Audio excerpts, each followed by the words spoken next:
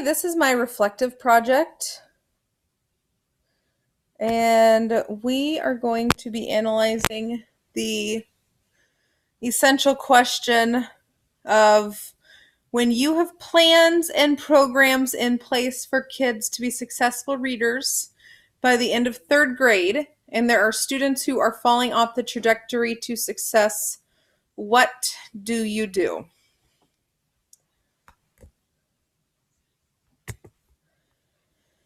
Okay, so first I want to start with the game plan for all.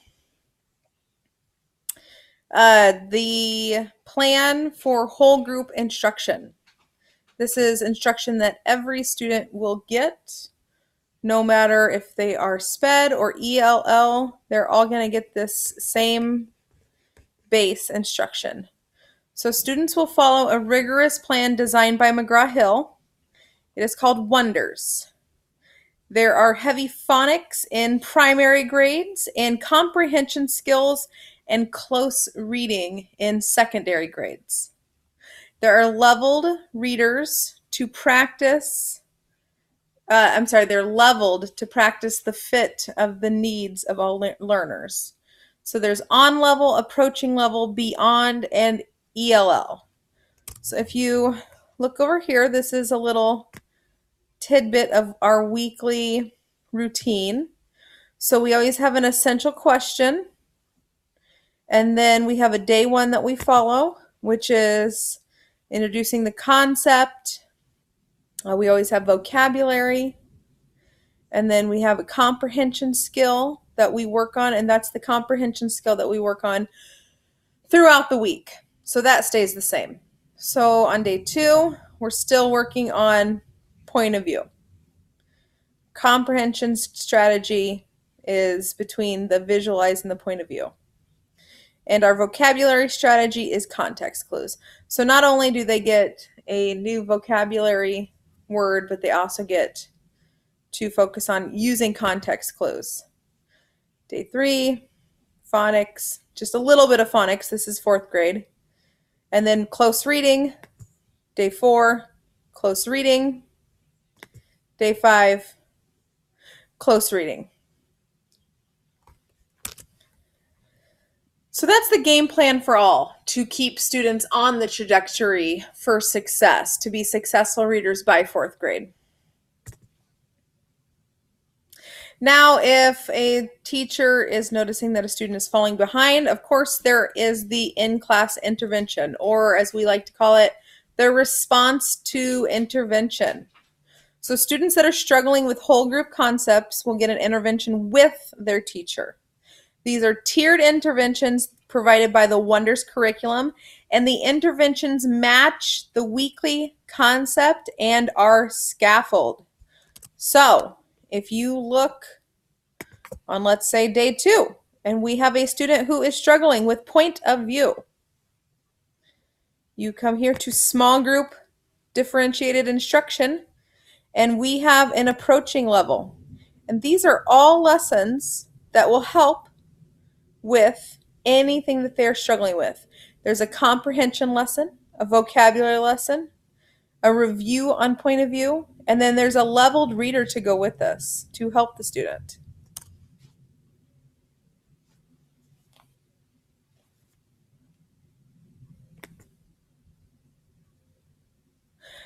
The next step after an in-class intervention would, of course, be an out-of-class intervention, and this would be by either a reading interventionist, maybe a reading coach, or if necessary, and if the proper data is found, a SPED team would work with the student. So this is if students are not making progress toward grade level material, they can be pulled for special education services. The nice thing about this is the weekly concepts match what the classroom is learning. So whatever concepts, comprehension strategies, phonics strategies, fluency strategies the classroom is working on, student gets double dipped. They get the in-class, they get the tiered intervention with the teacher, and they get pulled out of the classroom for an out-of-class intervention. And the out-of-class intervention is pulled during a protected and unprotected time when the teacher is not teaching any new material. So the most important thing is these students who are behind grade level, struggling to stay afloat, they are being pulled at a time where they are not missing new learning. They're not missing the reading lesson. So they're still getting that from the teacher, and then they're getting it from another teacher in a small group setting. If you look at our Wonders setup here, we have designated EL instruction. So we have the beginning of learning English, in the middle, and an advanced maybe towards the end of somebody who would be getting ready to pass the alphas. We have more small group instruction, and the SPED team actually has a whole nother level to this because we have the tier 2 interventions. They have a Wonder Works series that works with the same material that we are teaching. It just gives them even more scaffolding, even more help to be on grade level.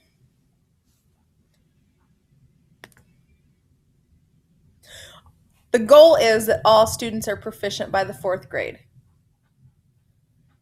Wonders material that we use loops throughout the year in grades and across grades. So in 1st grade, they're going to be introduced to a concept, and they're going to get reintroduced several times that year. They'll get reintroduced to it in 2nd grade, 3rd grade, 4th grade, 5th grade, and so on. So it just picks different times to loop, and it happens throughout the year, at different times throughout the year. Continuous teaching and revisiting of phonics and comprehension skills. So I think that's the most important thing. Is the phonics is really heavy in K through 2nd, our primary grades. They have heavy phonics instruction throughout the week, and by the time the kids get to the secondary, we teach phonics on day 1, day 2, and day 5. And really, we kind of expect them to have mastered the phonics. So this is another area that's really important for the teacher to realize. If their student is struggling with comprehension, make sure that they are not struggling with phonics, because if a student is struggling with sounds and blending words together, it's not going to matter how much comprehension skills you give them. You're going to have to back it down to the phonics. And the comprehension skills. This is one thing that I think is a awesome teaching point to our Wonders series that really helps drive successful readers in our district, is that we are constantly looping our comprehension skills. We're not necessarily teaching for 6 weeks to mastery. We are introducing for 2 weeks, then we'll move on to something else, and then we revisit it, and we'll keep on that maybe for 2-3 weeks, depending on whatever Wonders tells us to do, and then we'll revisit it later on in the year. So it gives the students the whole year for mastery, instead of just requiring them to have it mastered in 6 weeks and then moving on to another comprehension skill and never looking back at that comprehension skill that they quote unquote mastered in the first 6 weeks.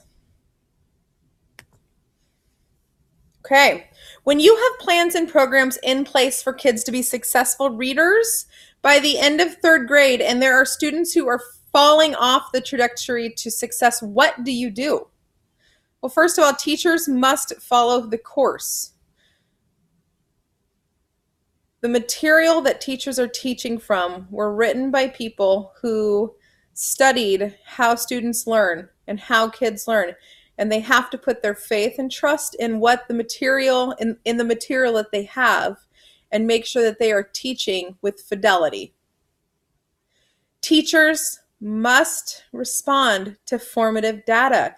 You have to always be formally getting formative data throughout your week, throughout your day. You have to be doing quick checks with your students, making sure they're getting it.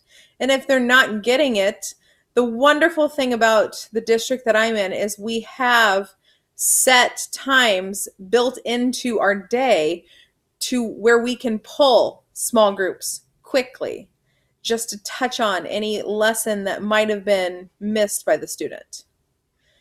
And I think the most important thing is teachers must let their data drive their instruction.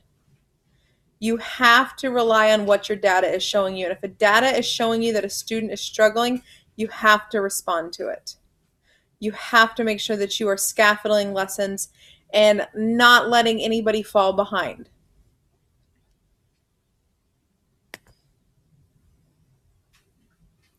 Much like Apollo 13th, failure is not an option when it comes to teaching.